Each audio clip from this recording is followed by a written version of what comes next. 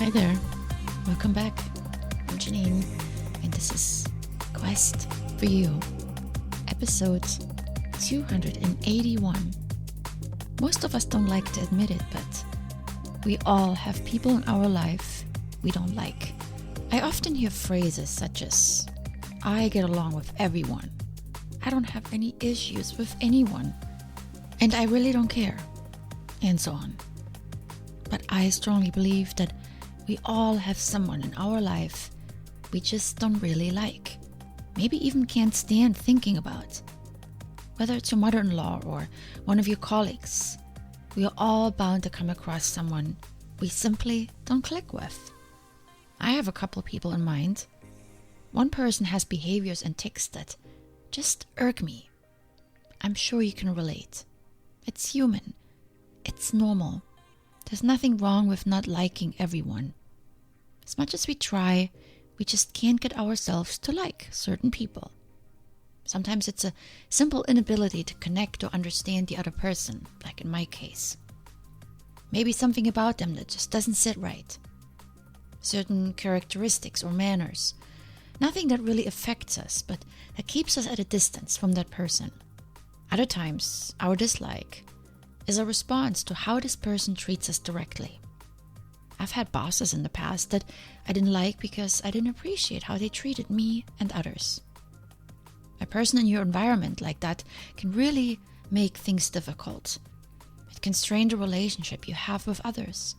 It can cause you to dislike your work and even affect your personal life. I've always struggled when it comes to dealing with difficult people. They drained my energy as I was hyper-focused on everything they said or did and what it could mean for me. And it bugged me immensely that I wasn't able to like them like all the other people in my life. I kept looking for ways to accept them as they are, but the harder I tried, the less successful I was and just liked them less and less. So what can we do? We know we cannot change another person. This is sometimes a harsh reality. If their behaviors are illegal, we can take legal action. But if we simply don't like the person, we are left to deal with it on our own. It often leaves us feeling powerless and, as a consequence, frustrated and maybe even angry. We may shut down or lash out. Either way, the negative emotions that arise within us stay with us, sometimes buried deep inside and repressed, and other times expressed outwardly and often aggressively. Knowing that these thoughts and feelings live within us, start within us, and stay with us. There's only one remedy to dealing with them. We need to resolve them within us. Dealing with people we don't like is really dealing with ourselves. Knowing there isn't much we can do to make the other person see how they are wrong or how their behavior affects us, all we have left is the thoughts and feelings about the person. So here are a few tips I came up with for our feelings and thoughts around the people we don't like. I often remind myself of some of these points, and it helps ease the tension and allows me to let go. 1. We don't have to like everyone. There's no requirement that we have to get along with every single person. If you've been listening to me for a while, you may have noticed that I like the word connection to describe the sometimes special relationship between human beings. But we don't have that unique connection with everyone. This would be a bit overwhelming. Knowing we have limited energy, let us use it for those people that we share meaningful connections with or want to develop them further.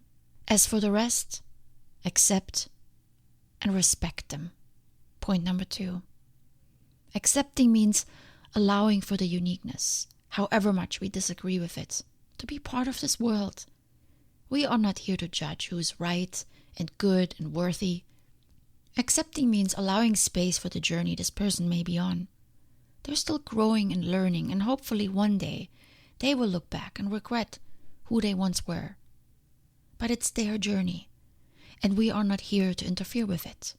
We have to respect it. And then we have to let go a little. Just like we cross paths with these magic people that set our lives on fire, there are others whom we meet that dampen our flame. We have to accept both.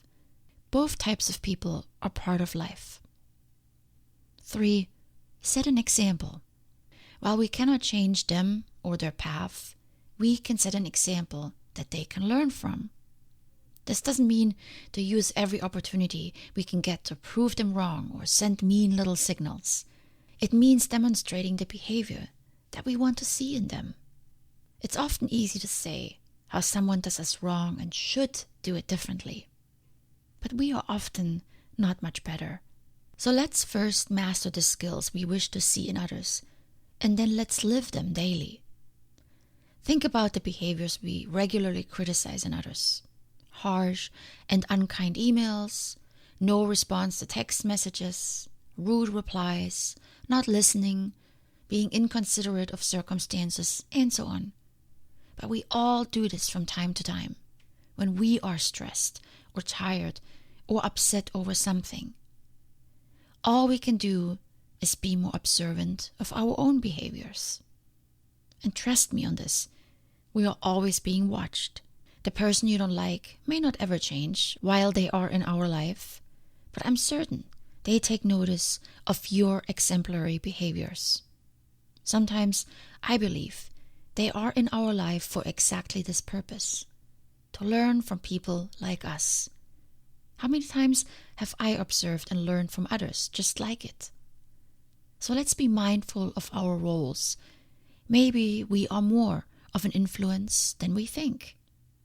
And lastly, the most important tip: find something to love about the other person. This humanizes the otherwise cold feelings you have towards that person. And it doesn't mean to like them for the jerk that they are. Rather, it means to find something in their life that you appreciate and can relate to. Maybe it's looking at the picture on your boss's desk that shows him with his children, and then you appreciating that they have this loving relationship with their family. Or it is listening more attentively when they are sharing something about their life, maybe an illness or a divorce. You don't have to mention these observations, but they may help you move to a place of more empathy for this person and allow you to let go of some of your anger and frustration. Maybe it's even a character trait this person has that you like, despite everything else that you don't like. Finding just one thing to love can help ease the tension and anxiety we often feel when we have to deal with people we don't like. By loving something about them, just one thing, we take the burden off that we often put on ourselves, that we have to get along entirely with this person. It will also help us be more accepting and let go sooner. I want to end with this quote from James Baldwin. The time has come for us to grow up. A man grows up when he looks back, realizes what has happened to him, accepts it all, and begins to change himself. He cannot grow up until he reaches this moment and passes it. We are now at the end of our extraordinarily prolonged adolescence. A very great poet, an American, Miss Marianne Moore, wrote many years ago the following description of our terrors. The weak overcomes its menace. The strong overcomes itself.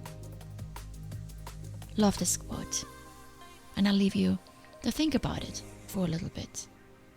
It's all about yourself. Much love.